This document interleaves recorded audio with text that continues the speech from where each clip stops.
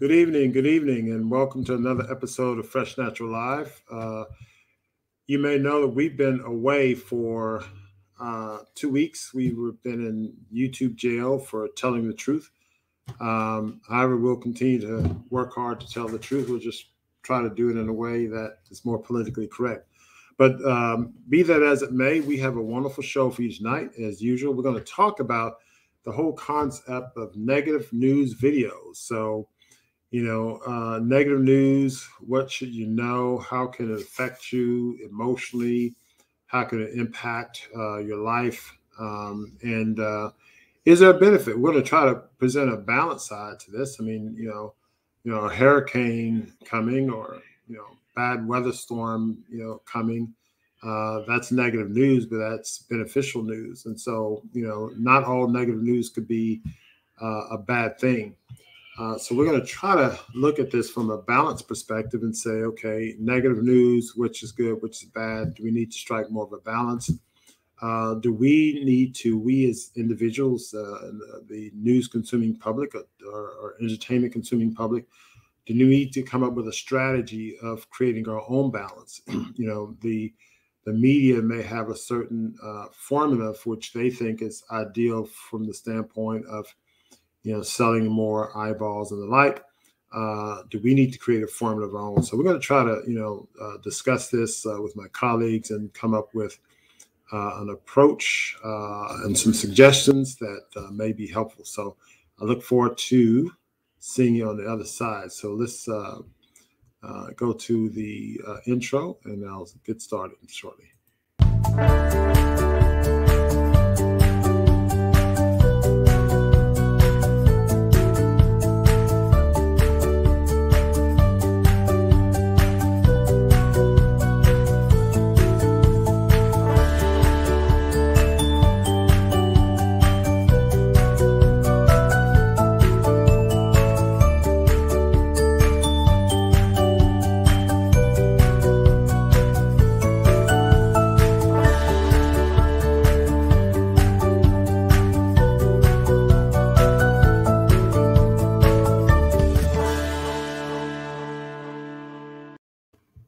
Okay, here we go. So another show. Again, we're back from YouTube jail, and we have a great show for you tonight, as usual.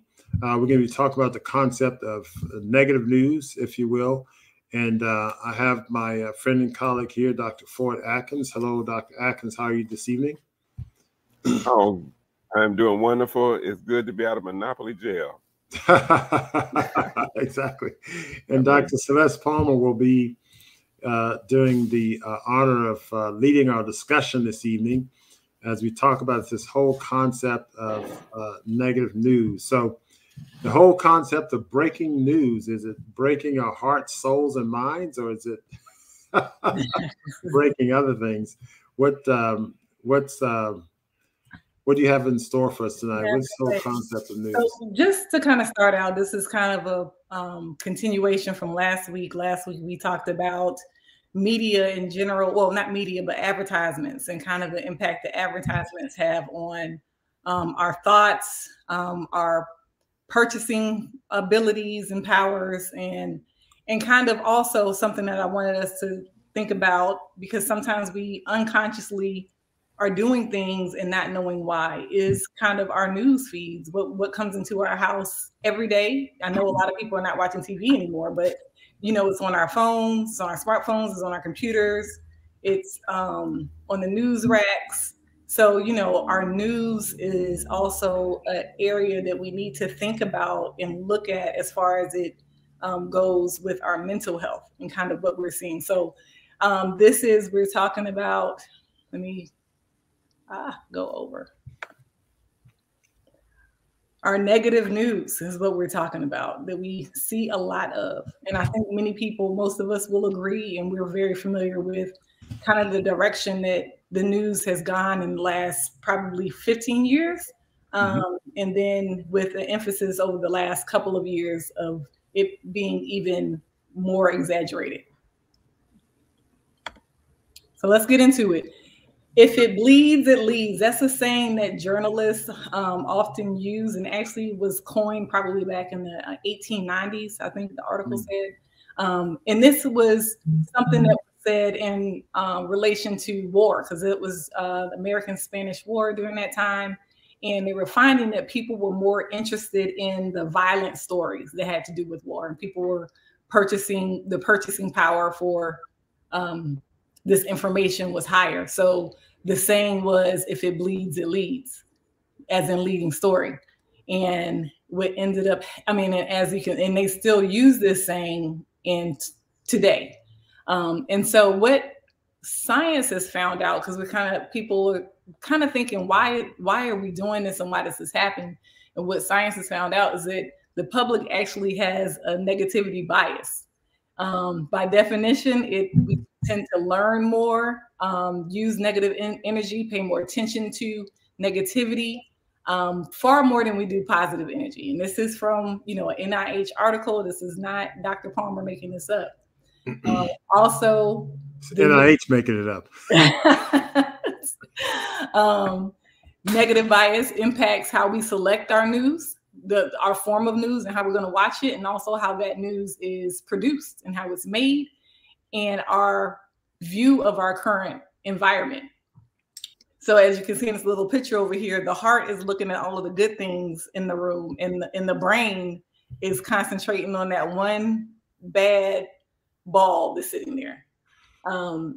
So, negative news, the truth about it, though, is that it sells. And this is what we've shown, and they've shown, and they know. It is more psychologically stimulating and activating. A lot of times the news is written in such a way that they'll give you a headline that asks a question, and it kind of makes it seem like by the end of the news story, you'll have the answer. So it's one of those, it's kind of mystery, and it's kind of fun, because they may say, at the beginning of the news story, what's in your tap? And so you want to listen to that so you can find out what is in your tap water, for example. That's just an example. Negative news catches our attention. As we can say, you can be very dramatic with it. There's a lot of rhythm to it. So a lot of times when you hear these stories, they have the music going, and it's kind of dun, dun, dun. Not exactly like that, but you know what I mean. There's certain words that they use. There's a format. So that tap story that they announce at the beginning of the news to get you to start watching it, it probably won't come until the last story in the news to get you to watch the whole 30 minutes of news. We know that they give us teasers, headlines, and they also now are giving us the crawl. So the banner at the bottom of the news, that while you're watching a story, they have additional news going at the bottom of the screen. So this can be overwhelming, especially when it's usually things that are going at the bottom of the screen are not the best information either. But what we have to realize is that this puts the reporter in control of what they want you to think and how they want you to think. And then they can sway your thoughts in whichever direction that they want to sway it in. Also, we know that negative news travels pretty fast. You hear something in one space, and especially now with us having an internet connection to the world and having our cell phones, something happens one day and it's traveled out around the world. I don't know how quickly, but we know that news travels fast now. Bad news travels even faster. So even though we say that we want positive news, it's been shown that we really don't. The negative news is just what really sells. And they actually did an experiment overseas with a website where they posted only positive stories for 24 hours. And that website lost 66% of its readership on that day. Wow. So with the internet and social media sites now, they can track what people are looking at. So the most read and shared social media platforms are the negative ones. Is that me? It's not me. Okay. That was me. I'm sorry. Okay. So basically, media, in media's defense, media is saying they are responding to consumer demand. This is what the audience wants, and this is what they are giving. So news outlets are a business. So increased ratings equals increased viewership equals increased advertising dollars and investments. And so this is what has happened in the past. I think reporters were more focused on making sure that they gave a balanced story, but it's kind of been changed a little bit by financial incentives. Also, there's availability bias. In addition to the negativity bias, the brain is more likely to remember bad stories. And there's also confirmation bias. We usually seek and confirm things that we already believe or we already know. And we see this in what's happening now. We have different cable news stations, and we know certain people in certain areas watch one station all the time and others watch another station all the time. And we all are very much aware of this. There's a newer term called doom scrolling or doom surfing. And this is, again, not something made up by Dr. Palmer, but it's the act of spending excessive amount of time on your screen absorbing negative news. So this is not something that we consciously do. We don't consciously seek negative news necessarily. It's kind of an unconscious adaptation or learned tendency to prioritize negative information. So number one may be a little bit bad, 2 may be very bad, and 3 is going to be worse. So we just kind of put everything we have a tendency to see things now as the glass is half empty. And so why is that? And so there are a couple of theories. Evolutionary theory says we do this as a form of survival. So that way, if we see negative information on the screen or on our phones, then it helps us to avoid that type of a negative outcome. That the human brain is wired in this type of way to protect us is one theory. And another theory is, which is true also, is entertaining. It's kind of like sophisticated gossip. It basically, positive news is viewed as boring and negative news is viewed as exciting. And this is not just in the United States, this is across the world. PNAS, which is Proceedings of the National Academy of Science, did a study, and they found they took people from 17 different countries, 6 different continents, in the same result. The more negative, the more popular the information is.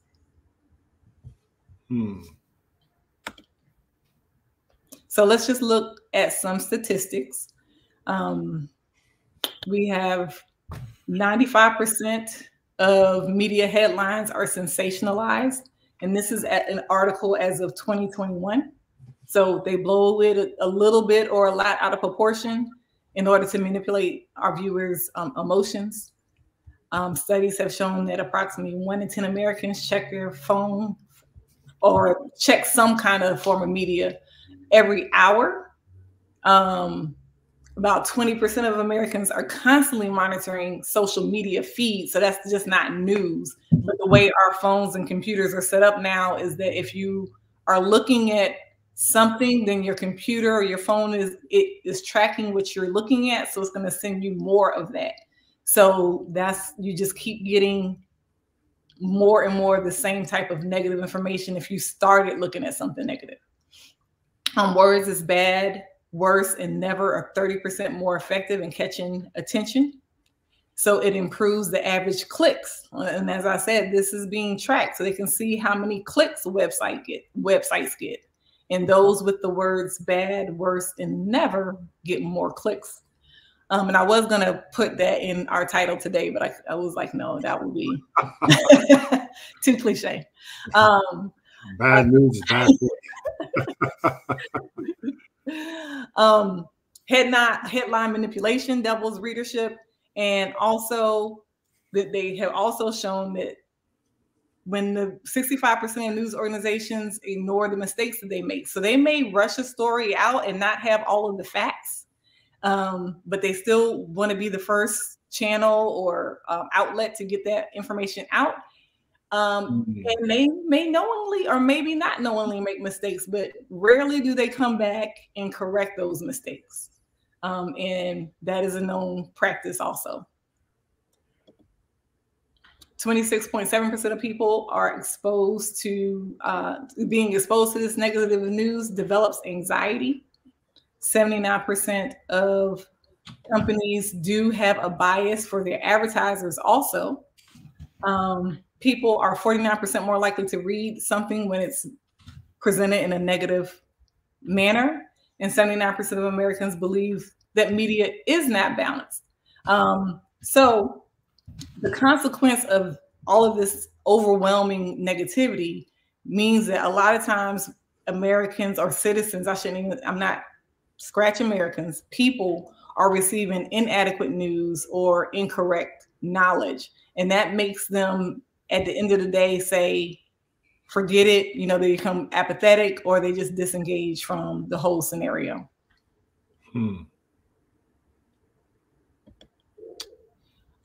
Just to not forget what's happening to our children. So 63% of children between the ages of 12 and 18, these are the teenagers, report that they feel bad, depressed, angry, or even afraid after watching the news. 10 to 12-year-olds, these are our tweens, they are also very susceptible to these negative adverse effects, and 45% of them feel bad. So it's really affecting our children. I'll talk a little bit about that later. 48% of young respondents felt that they need to watch the news. They felt it was important to watch the news. And 70% of them felt like the news actually makes them smarter and more knowledgeable. So they have this understanding that they need to know what's going on in the world. So they feel like they should watch the news. But then when they watch it, they end up feeling bad, depressed, afraid, with all of this negative outcome from seeing the images and hearing what is happening. So this, as I mentioned before, this has been a significant change in the last 15 to 20 years. It was not always like it is right now. And the things that it can exacerbate in people is, of course, worry, hopelessness, and helplessness, because a lot of the things that we're seeing, there's not a lot that we can individually do about it. Sleeping problems, mood swings, depression or worsening depression, aggression, PTSD type symptoms. Also, it also makes us feel like, our neighborhoods may not be safe. The world is going down. Overestimate or our ability to overestimate that we may actually be caught in a situation that we see. So we become overly cautious and believe that, the crime is everywhere and crime rates are going up. Now, I'm not saying that some of this is not true. We all live in a society where we see different things ourselves, but some of it is exaggerated, and it gives us a negative cloud over the world that we walk around in day to day. So this can cause stress hormones to be released. We know once cortisol starts going up, it creates inflammation in the body. And that could be associated with flaring of arthritis, rheumatoid arthritis, cardiovascular disease, and many other health problems. And of course, as I mentioned earlier, it is very hard on our mental health. There's you mentioned the desire for the negative news. The question comes to mind, and maybe you saw some of this from a historical perspective. Did you see a point where, you said that some poll was done where I think World War II, where there was a rating or finding that that whole term, if it bleeds, it leads, and they found out that more people wanted negative news. The question in my mind, was there some point prior to that time when there was some process of feeding negativity into our minds via the radio or whatever the case is that led to a greater appetite. Yeah, I'm trying to apply an analogy to, a craving for sugar. You may crave sugar if it's introduced to you in a certain way, and then it creates some high, and that mental high then creates a desire for more sugar. We have that identified, crack cocaine or whatever other chemical. The question is this negative news, is it somewhat like a chemical, if you will, a psychological chemical that has been fed to us over time, and we as individuals and collectively as society have an addiction to it? Yeah. Has anybody done an analysis to that? I mean, in other words, can you break someone's addiction and a desire for this negative news? Well, that's what this last slide is. Oh, I'm sorry. No, I mean, I think I'm just more so, I have two things to say about that, because I think that, our appetite for negativity has actually been taught to us. And that's why earlier when they said evolutionary theory, I said it is a theory. But I think they know that we have fears and anxieties. And I think our fears and anxieties have been increased over years. And I think they realize that they can feed into that, and that creates more revenue, that creates more money. But how do we get the news without letting it impact our health? So I just put some brief things down here. We want to limit our consumption. So maybe pick a time, 30 minutes or an hour once a day. You're going to watch the news and then turn it off. Or you're going to look at something on your phone from one site and then turn it off. They're advised against looking at this information before we go to bed because it can affect your sleep. Printed media may be a little bit safer because you don't have somebody's voice and somebody's emotion behind it. That can also make you feel more nervous or helpless or hopeless, depending on how it's being presented to you. Also, you can turn it off. I mean, you can close the paper and move on, or you can, I guess you can turn your phone off too, but it seems to be more addictive when it's on your phone. We should not expose ourselves to sensationalized negativity for hours a day. And I think we all know that. So I think that's why I wanted to talk about this, because some people are saying, well, I'm just watching the news. And so they feel like it's okay. There's nothing wrong with it. But this is just to kind of scratch the surface and to shine light on what is happening. This is not a full examination of the news, but just to kind of get people aware of what is happening. Also, we want to ask ourselves, how much have we learned? Did we get what we needed? And can we move on? Because we don't need to keep confirming what we already know, right? Because that's just going to create more anxiety, even though we end up doing that a lot when we watch TV. And then we may also set up a news fast. Maybe we do one day, or maybe we do a week where we just turn it off, such that we are not feeling overwhelmed. Can also counteract, after you see something on the news that may be emotionally taxing, do the opposite. Do something positive. Do your outlet. Maybe read a book. Maybe go on a jog. Also, be mindful and intentional about your thoughts. After you see a negative story, think about what that means to you, and and how you're going to move about in your environment. And also, we have to remember, talk to and teach the children.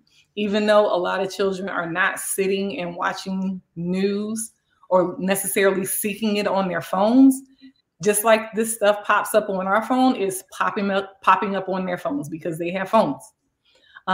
They are very much aware of what's going on in the world. They may not understand all the levels of complexity as we don't understand all the levels of complexity, but they are trying to figure out how to maneuver in this world. And this is kind of a new space for all of us.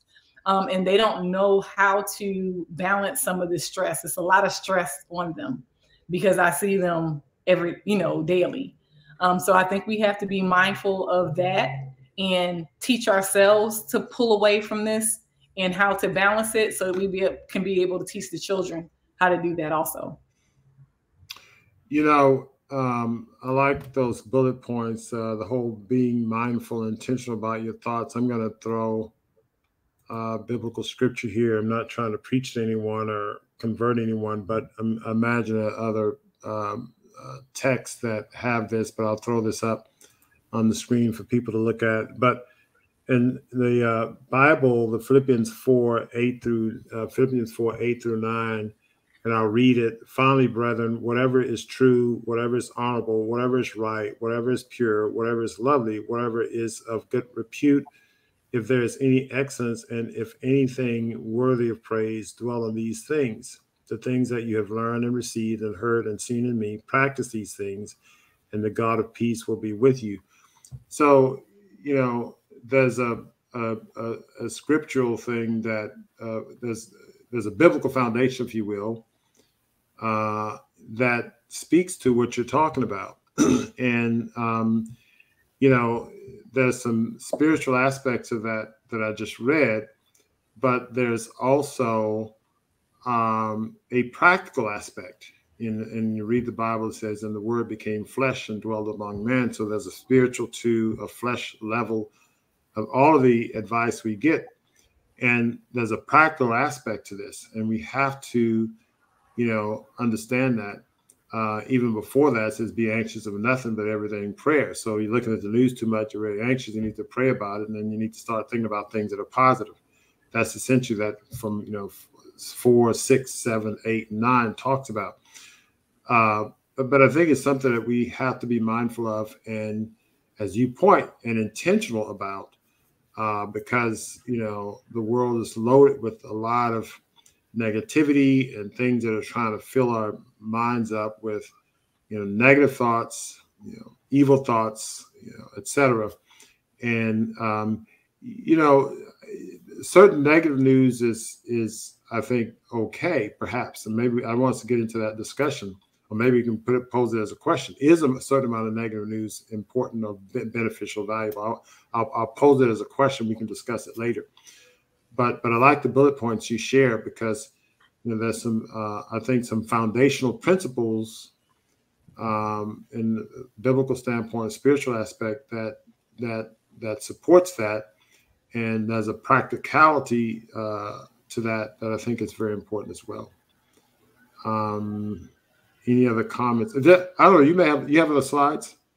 No, that's the last slide. Another thing that because we have some videos that we're going to show a little bit, coming up. But in another technique, they use different techniques too, because sometimes I think we don't realize the science that goes behind what they present to us.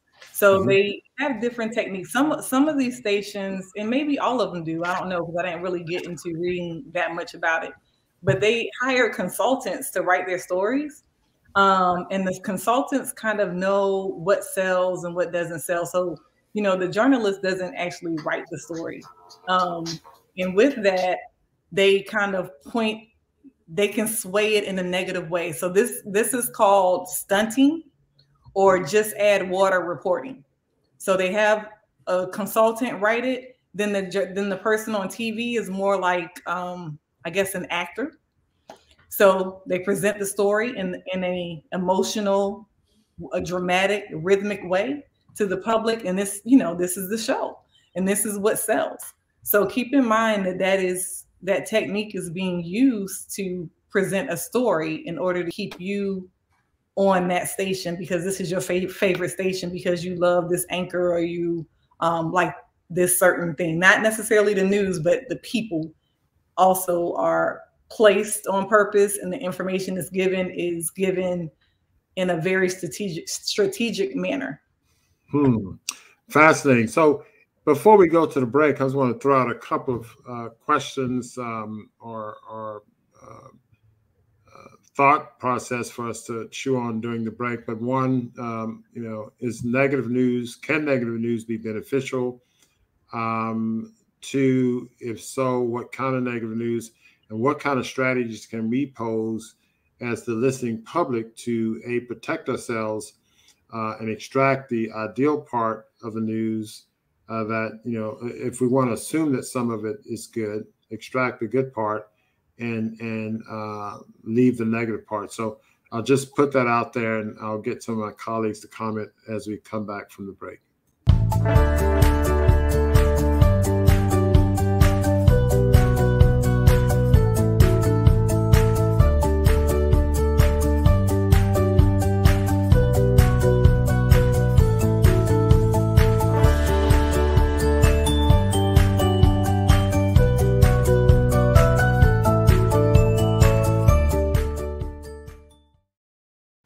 Okay, we are back, and so we're going to pose this.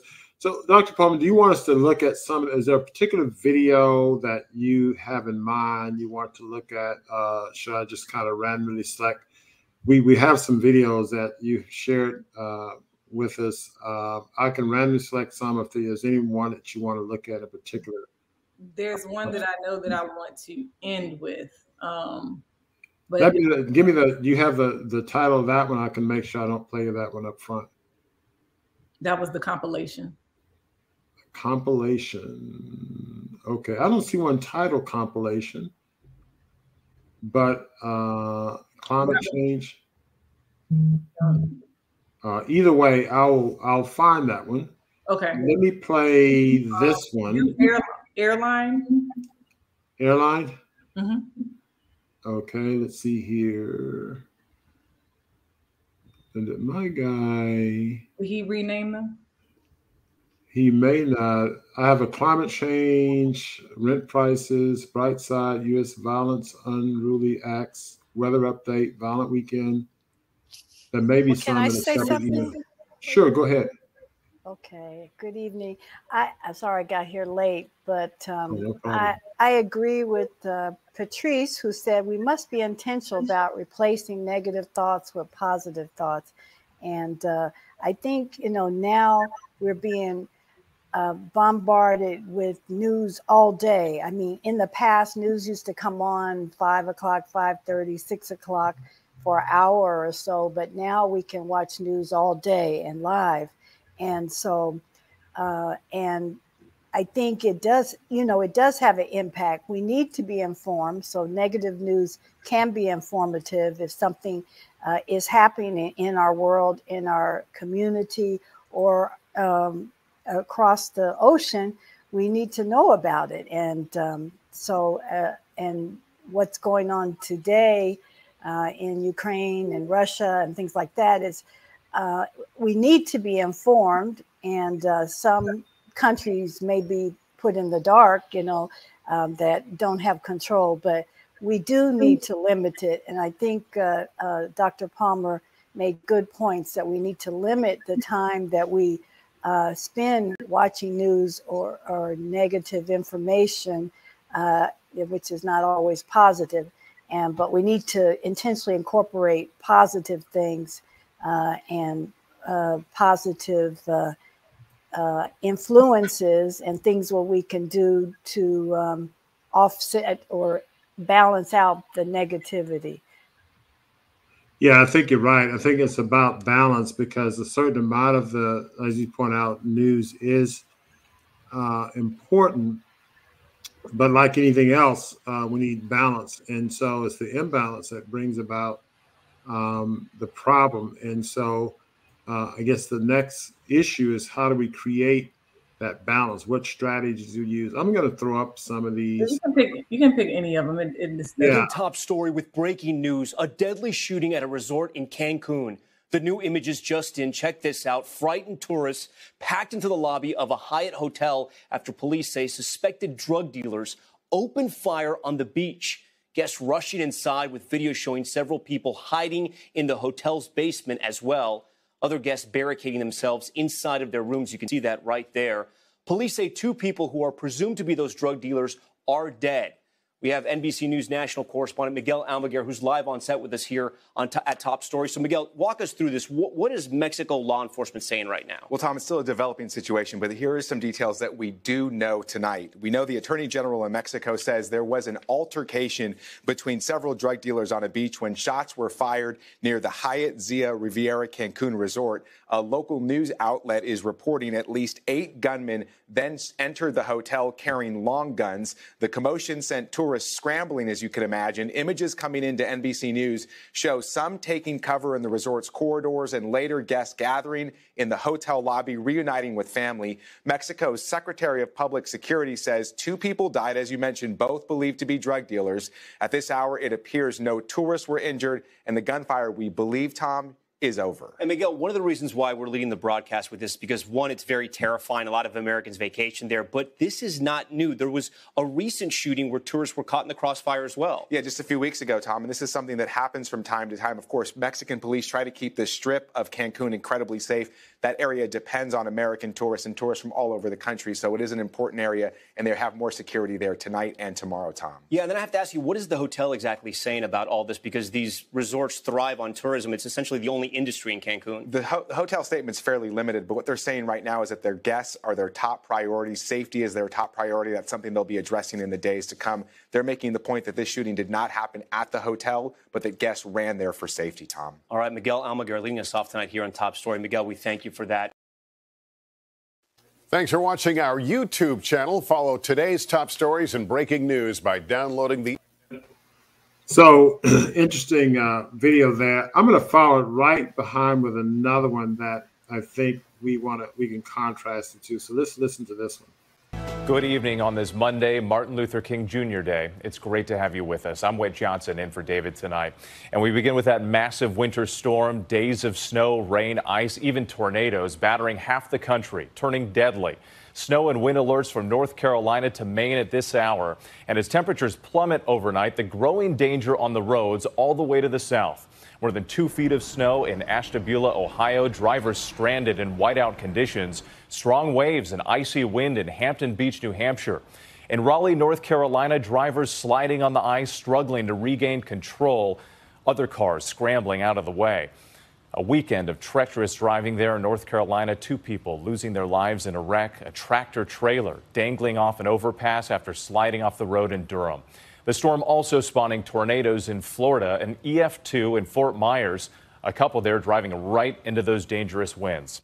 Tonight, heavy snow still falling in parts of New York and New England, and now the bitter cold across the east. ABC's Trevor Ault leads us off in Buffalo tonight.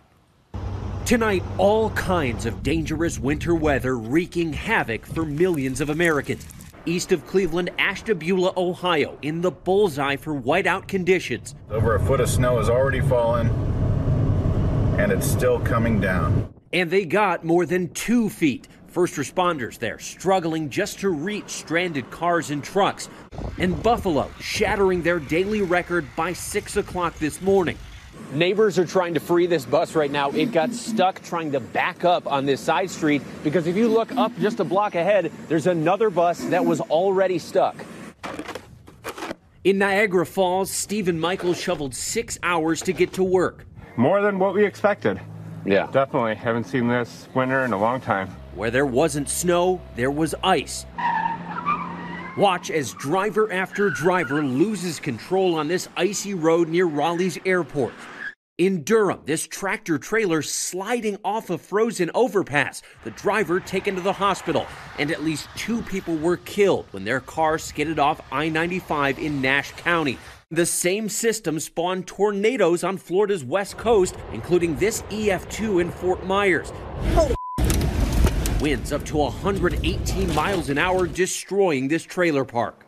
And after snowfall rates of 4 inches per hour here today, now lake effect snow is a big possibility through the morning. But even without it, with temperatures falling below freezing, even into the south, tonight black ice is a big threat.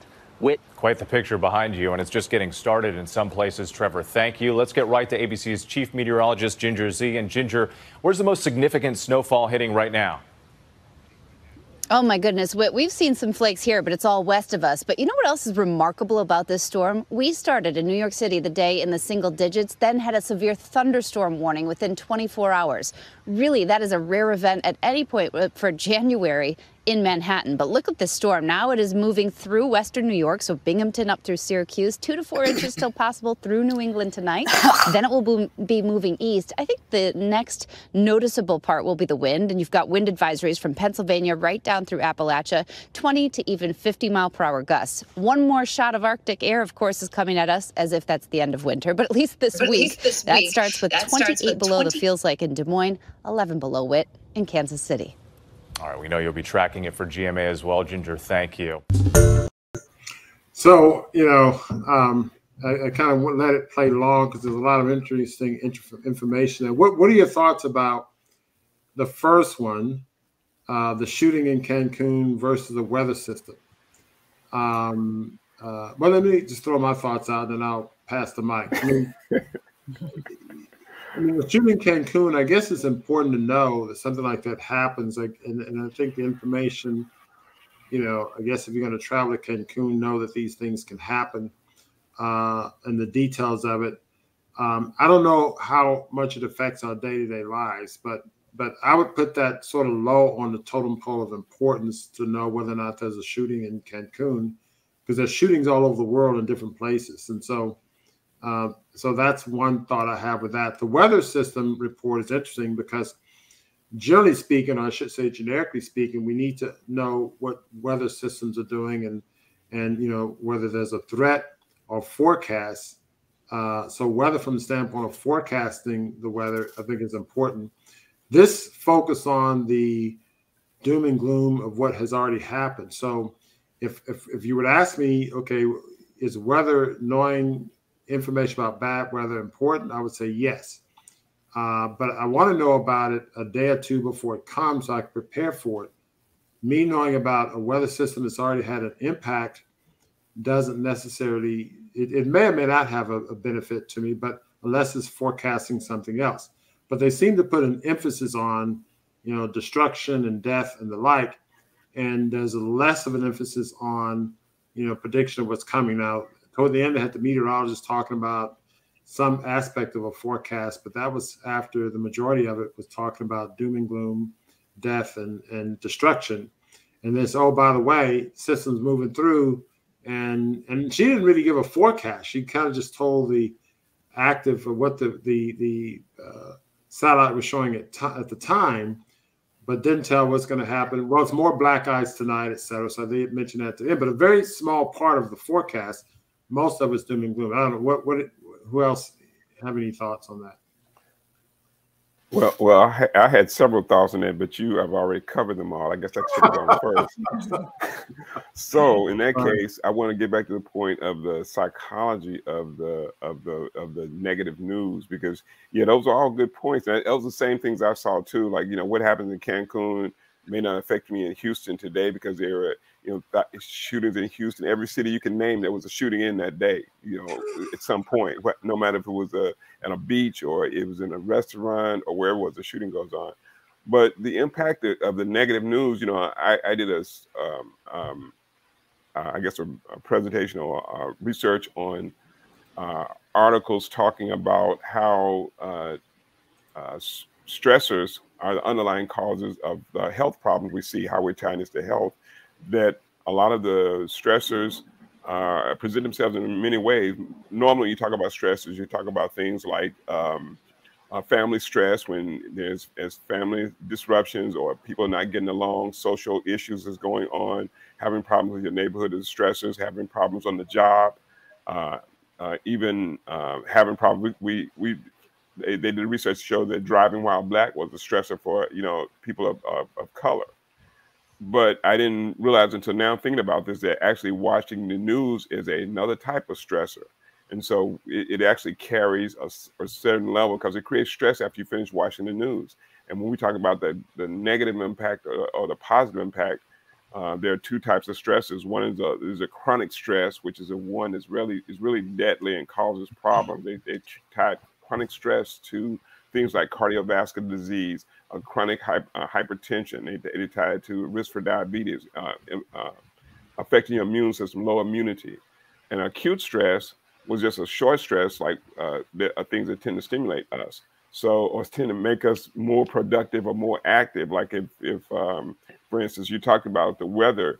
If we had a news report that told us that on Thursday, as tornadoes come, go get groceries, go get gas, get water, be prepared. And that's an acute stress. Yeah, I'm stressed. I don't want a tornado to come, but I'm gonna be prepared for it. But seeing about how this tornado ripped up the town and left everything devastated, and 8 people were killed, and it's all over now, that's more of a chronic stressor, because you can hear those stories day after day.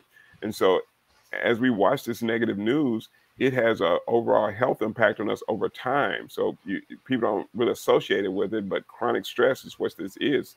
And the news is a carrier, I call it a carrier of stress. It is a problem for our society, it's a problem for our health. I mean, it's a tremendous contributor to immune suppression. It was one of the biggest factors when it came to chronic stress. So I think, even when we look at pandemics and things like this, not only diet and nutrition and lifestyle, but chronic stress is another immunosuppressor that is so important. So, I mean, I got palpitations from watching those news stories right there. I wanted you to turn it off about 10 seconds earlier. I'll try to shorten the next clips. And I wanted to say too, I'm trying to highlight things that are not as obvious. I mean, we know the obvious is obvious. I mean, we know that there's so much happening in the world today. I try to stay away from those topics that are obviously stressful, the war, the pandemic, and those type of things. But there's so much other in the background that still is negative that we may not see as negative, but it's doing the same thing to stress our mental health and our physical health.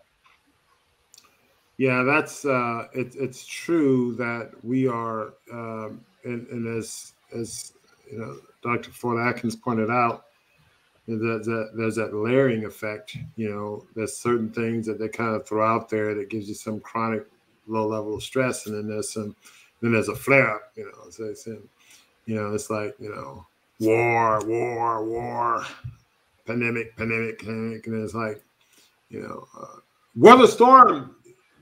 Run for the hills, go get your supplies. And it's like, and so you have this low level stress, and then there's a flare up of stress on top of that.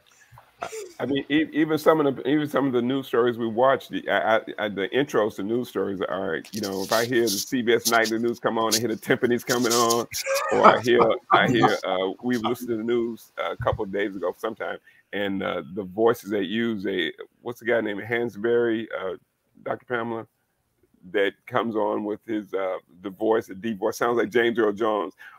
This is what's happening today, and all those things get your attention. Breaking news, they always have an intro, so you can be in the other room and people start running toward the TV. It's like Pavlov's dog. You're trained to when that sounds come on, or it happens.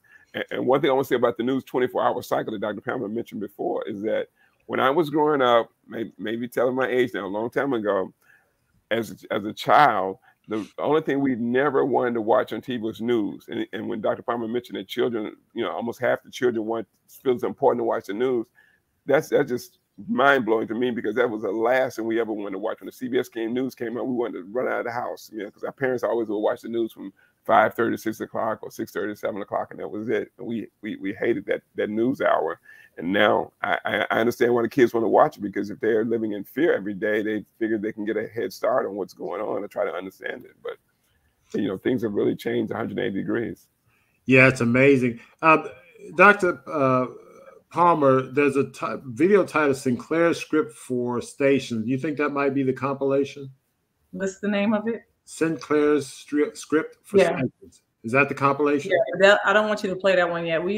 Can you find the one that says, he didn't put anything in there that says airline? Yeah, there is, I thought there was one, climate change triggering extreme, to kill, it's airline, right? Yeah. Is there anything else in airline? Can you give the whole title? It's the link ends in 74.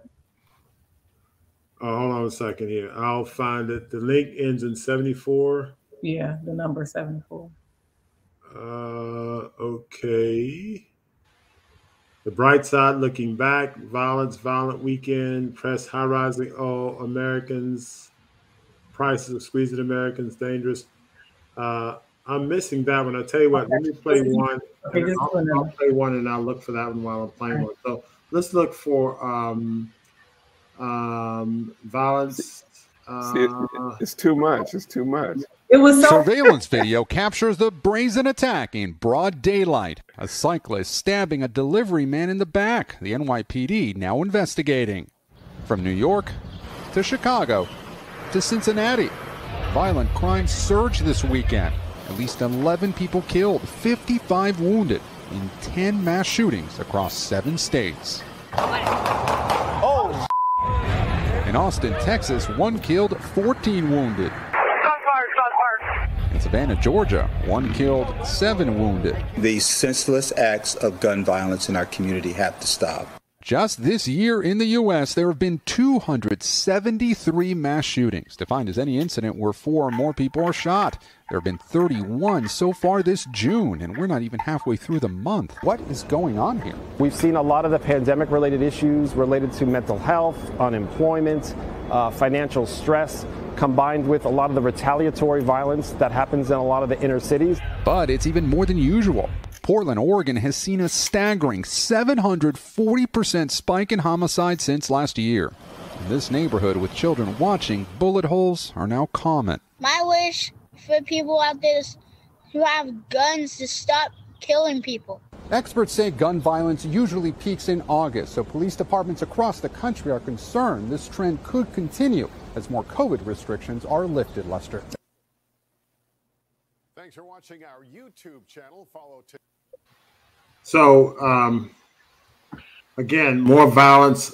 Here's one about rent prices. This is a different kind of story. So let's take a look. Now to the rise in rent prices. I was just talking about this with some of my friends. Prices in New York City have skyrocketed. Americans across the country are struggling as the prices soar. Average monthly rents increased by 14% across the U.S. in 2021, and the cost has risen even higher, up to 40% in some popular cities like Austin, Texas. To make matters worse, economists say rents have more room to grow. Consumer experts expect them to rise by 10% in the year ahead. These higher prices could be a key driver of inflation this year, posing yet another challenge to the Biden administration. Joining us now is CBS News Money Watch reporter Megan Cirillo. Megan, great to see you again. So can you break down some of the price hikes in these individual cities and why some cities are seeing much higher rises than others? Sure. So on average, across the 50 biggest metro areas in the U.S., rents rose by about 14%. But like you said, in Austin, Texas, in these coveted markets, they were up by 40%. And we'll go ahead and cut there. They're getting some details, which I think is good. But and I think that the detail part will play a little bit at so we can see that. But it seems like the analysis can be helpful. But it starts off with rent's going up 14%. And I think to some of the points that you were making, some of the voices and tones and like that, even though it could be an informative piece of information, but, there's a kind of a scare tactic to it. Anybody else thoughts on that one or the one before that with the shootings?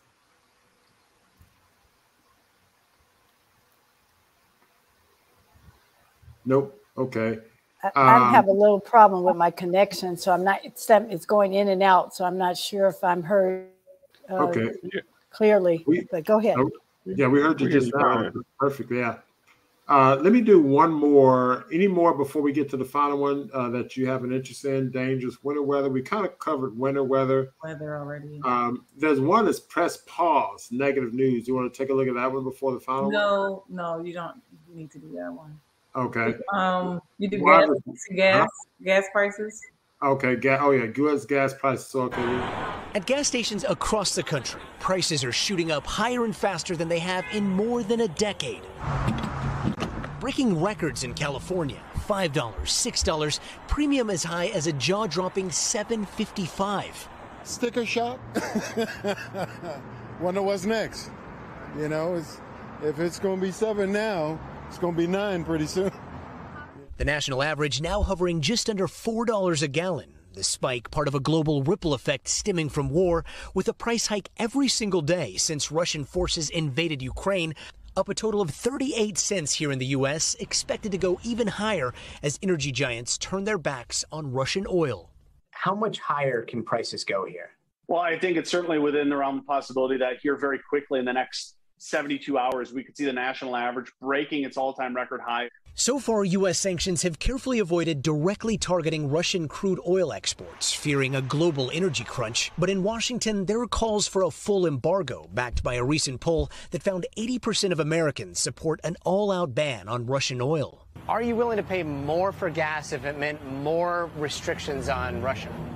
Personally, yeah, I probably would, honestly. It's, I feel like it's just a little price that I need to pay. I would rather support Ukraine in whatever we can. If that means gas prices hike up, like I would pay it. Experts say whatever the outcome, expect to see higher prices well beyond the pump. Anything that touches a truck, commerce, deliveries, groceries, lumber, going to the store, anything that is being shipped via semi-truck is eventually going to get hit. Gotti, just look at those prices behind you. How much could this end up costing families here in the U.S.? Yeah, Jose, just seeing these prices is mind-boggling, and hopefully people will be able to find cheaper prices. But experts say the way things are going, the average American family may be spending $1,000 more in gas than they did last year. So that's an interesting one because, you know, I can only imagine they drove around town to find the sign with the highest prices. and they probably interviewed several people, of course, with the ones who are being patriotic and supporting Ukraine.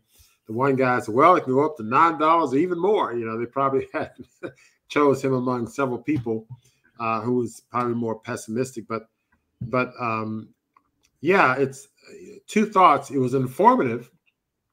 So I thought there was a helpful aspect of it. But again, emphasis on the negative component, cannot be ignored. And, you know, I can see a story like that being beneficial. So let's say you had a story like that that's informing you that, hey, gas prices are going up. That's informative. Let's make, decisions that's going to affect that. Maybe I should buy, stock up on my beans and dry goods now because a month from now it's going to be more expensive because it's going to be more expensive. So that's informative. So maybe that's a positive negative story. The problem is that it's probably sandwiched by other negative news that's unnecessary. And so, you maybe have a Cancun killing before that and some other killings before that. Then it's like, okay, killing, gas prices up. And so you're on your wits end. I feel like even the way they present that kind of is we all can see the gas prices are going up. I mean, we know that, we're aware of that.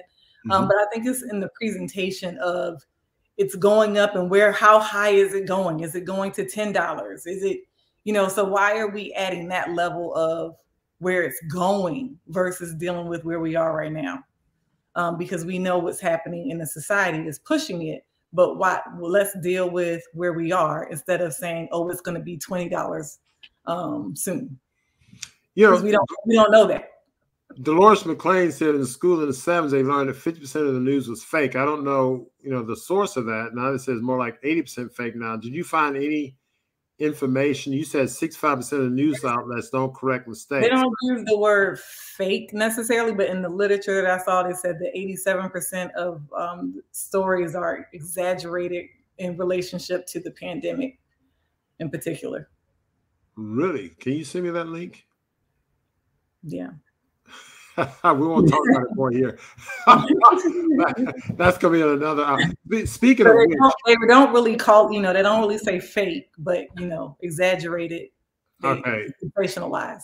And we'll look at that. But by the way, I'm gonna take a quick little break here. I know we're running up toward the end, but as many of you know, we've been in Facebook jail, YouTube jail. I'm not gonna give Facebook any ideas, and so we have a private outlook, and the Fresh Natural Live was on last week. We have a community Montgomery Heart and Wellness Health Journey Community. Go to montgomeryheart.com. It is that is a small investment you make as part of a member to that, but we will actually be bringing content, much more in-depth, rich content, not only from this channel, but other sources. There'll be other experts coming on, talking about topics that I think is very important. You'll have access to that, and also past content. We actually had a debate, a live debate on the issue of the recent jab, as people talk about, and there was no censoring, and therefore we were able to talk about whatever we need to talk about. But more content, more information, very similar to this, will be presented in a much more open manner. So go to montgomeryheart.com/journey, and you'll get learn more about that program. It's much more in terms of information, support groups, and the like. So it's a rich community to be involved in. So I invite you to that. So back to our comments. So that's an interesting insight about the whole issue of quote unquote fake news. So like you say, they don't call it fake, but politically correct words, phrase like exaggerated, etc. Is interesting. Here's a question here. Have you ever listened to Dan Muir's tone in his voice on ABC World News tonight when he first comes on and gives highlights of the news? It invokes fear. Yeah, I mean, I think you alluded to that. I mean, that they're actors, and so the talent is supposed to act out the news and not necessarily report the news. We tend to think that they're reporters, but I don't know. What did you find anything in your study about news media people, their backgrounds? Are they all from a journalist background, or many of them from other backgrounds where they're not really journalists? I didn't look that part up to see who exactly they are. But I mean, we know that they hire people that have a certain look on the news. I mean, because they all have that certain look. So. Yeah. And just because you have a journalist degree, your training may be in acting. I'm not sure what they're teaching people in journalism school. Well, I'm sure they have speech coaches or coaches that coach them on how to present that too. Like all other news commentators, So if they don't, they'll teach them we got to do it this way or you're off.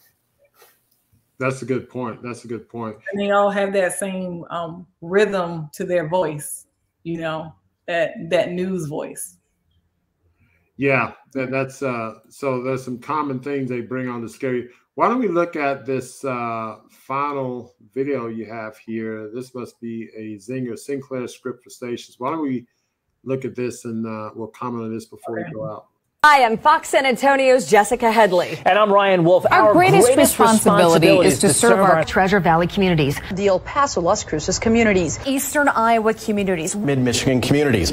We are extremely proud of the quality, balanced journalism that CBS 4 News produces. But we are concerned about troubling and irresponsible, one-sided news stories plaguing our country. The sharing of biased and false news has become all too common on social media. More alarming, some media outlets publish these same fake stories without checking facts first. The sharing of biased and False news has become all too common on social media. More alarming, some media outlets publish these stories aren't true without checking facts first.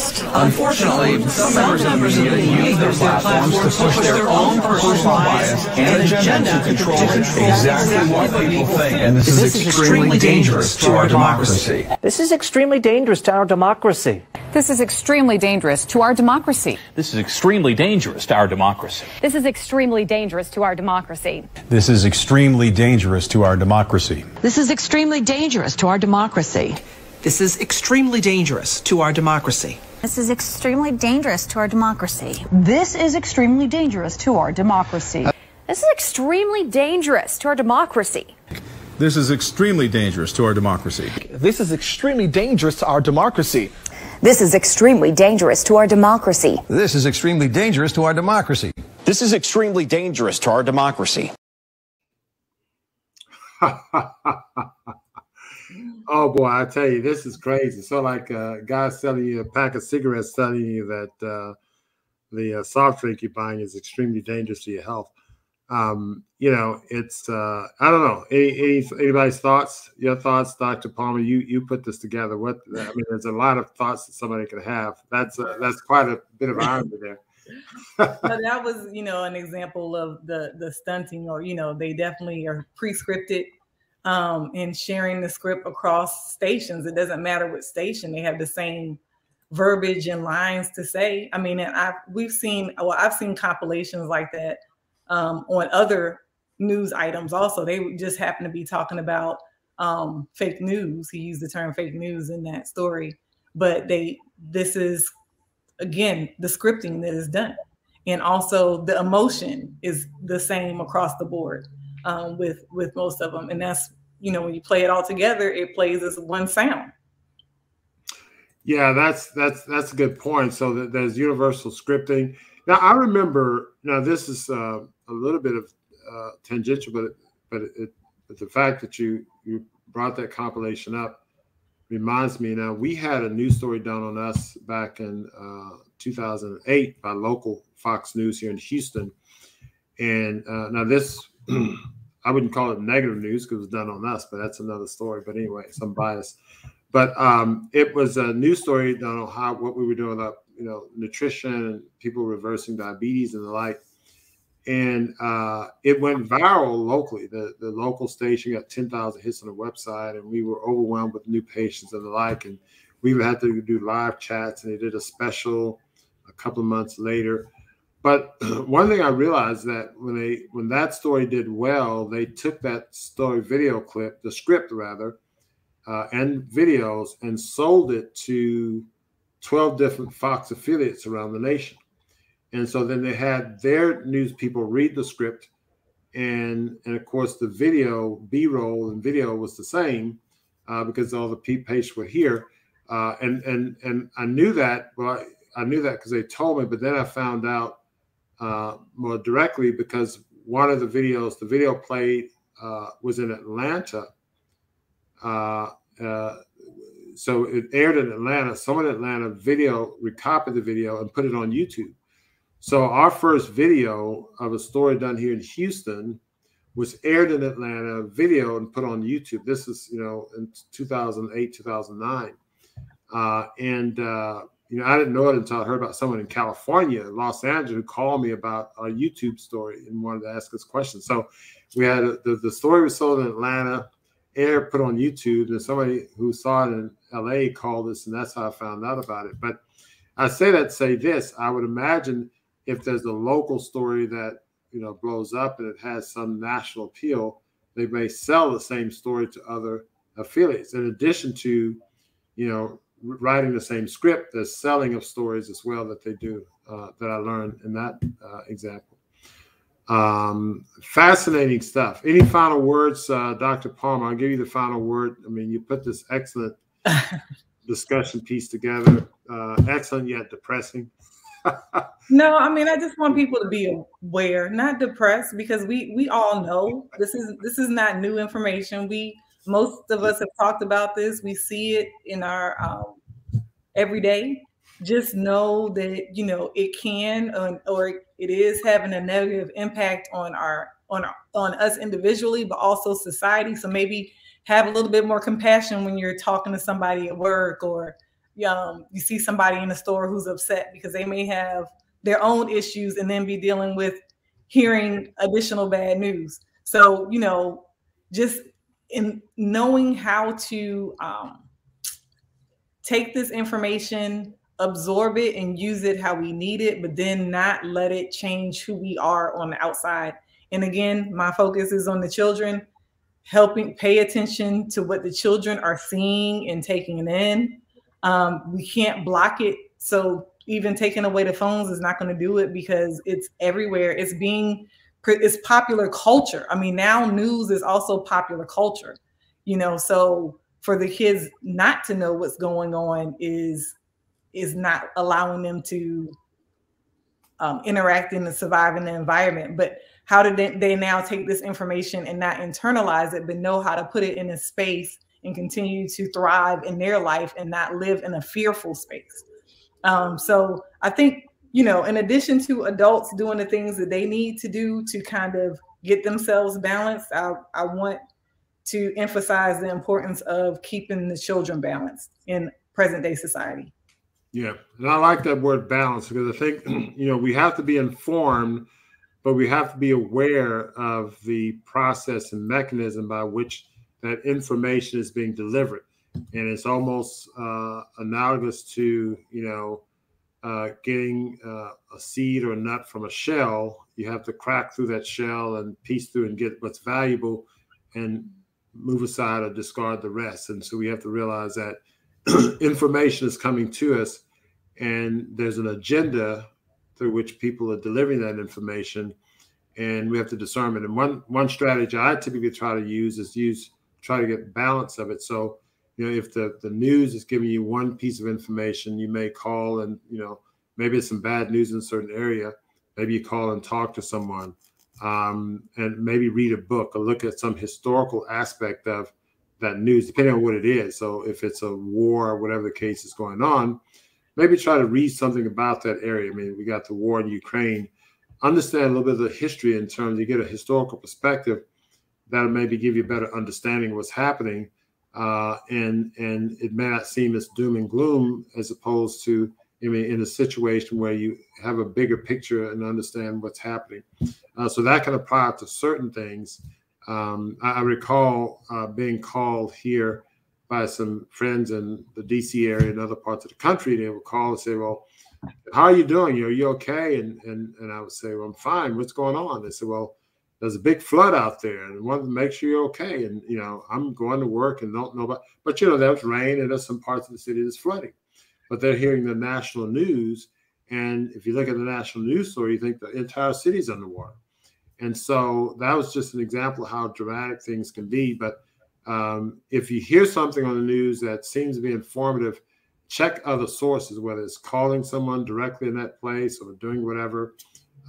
You know, it's, you know, we have different means of information, I think, and the news is one means of information, but there are other ways. Even if you're calling someone or reading a book or whatever the case is, I think that's a strategy. So anyway, wonderful, wonderful presentation. I'll see you guys backstage while I close out. We've had a great story, and we gave an extra 7 minutes, extra 12 minutes since we were off for 2 weeks.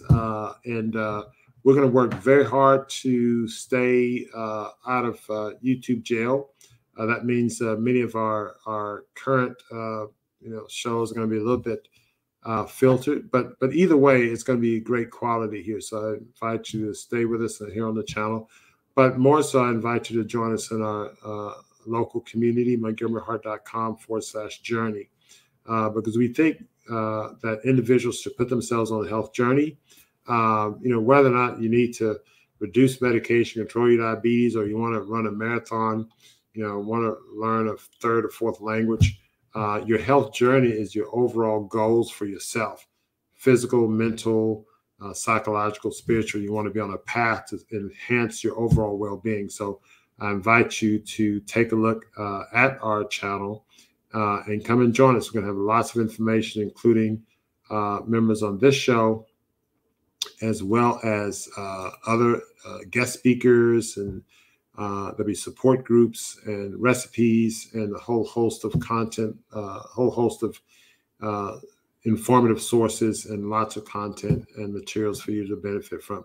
So until next time, oh, I always forgot, please hit the thumbs up if you haven't done so. If you haven't done so, also subscribe to the channel. Like us, give us lots of likes, lots of love, so this video can go out. Share it, because I think this is important information.